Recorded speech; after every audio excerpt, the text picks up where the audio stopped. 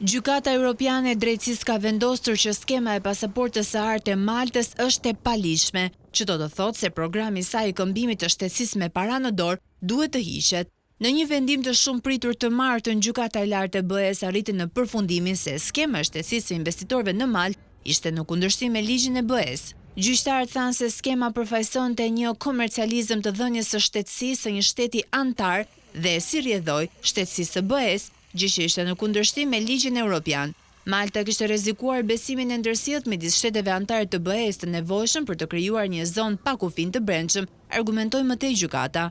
Gjyqtarët shqyrtuan një skemë të vitit 2020 që u kishte lejuar njerëzve të jepnin deri në 750.000 euro në Maltë dhe, në teori, kishin kaluar 12 muaj në vend në mënyrë që të fitonin shtetësinë. Me një pasaport malteze, personi fitonte shtetësinë e BE-s dhe lirinë për të jetuar dhe punuar kudo në Union. Skema, e cila e ka origjinën në një ligj të vitit 2013, është kritikuar prej kohësh nga aktivistët e transparencës, të cilët thanë se i hapte rrugë pastrimit të parave, korrupsionit dhe rreziqeve të sigurisë. Në vitin 2021, një hetim i The Guardian zbuloi se multimilionerëve me lidhje minimale të vërteta me Maltën po u jepte shtetësia, ndonjëherë duke kaluar vetëm 3 javë në vend.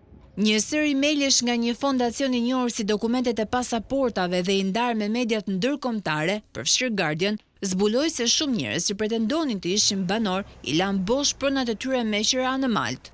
Komisioni ju referua dokumenteve të pasaportave në argumentet e tij para gjykatës sipas vendimit. Komisioni Evropian nisi procedurat ligjore kundër Maltës dhe Qipros në tetor 2020 për shitjen e shtetësisë së BE-s. Qipro njoftoi se po e mbyllte skemën e saj pak para se të niste çështja, por qeveria e Maltës ishte sfiduese. Në parashtrim me drejtuar gjykatës, ajo argumentonte se kishte kompetencë ekskluzive për të dhënë shtetësi, kështu që kishte të drejtë të drejtonte skemën. Duke ju përgjigjur vendimit, qeveria e Maltës tha se po studionte implikimet ligjore në mënyrë që kuadri rregullator mbi shtetësinë të mund të harmonizohet me parimet e përcaktuara në vendim. Pashtu vlerësoi përfitimet e skemës duke thënë se ajo kishte gjeneruar më shumë se 1.4 miliard euro të ardhura për qeverinë që nga viti 2015. Në një postim në Facebook, ish kryeministri Joseph Muscat pretendoi se vendimi ishte një gjykim politik. Muscat ishte kryeministër kur prezantua skema e pasaportave të arta.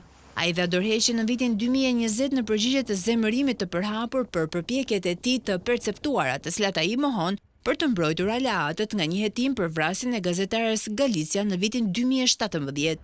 Skema e pasaportave të arta u përhap në të gjithë Evropën, ndërsa qeveritë në vështirësi financiare kërkuan të mbledhin para pas krizës financiare.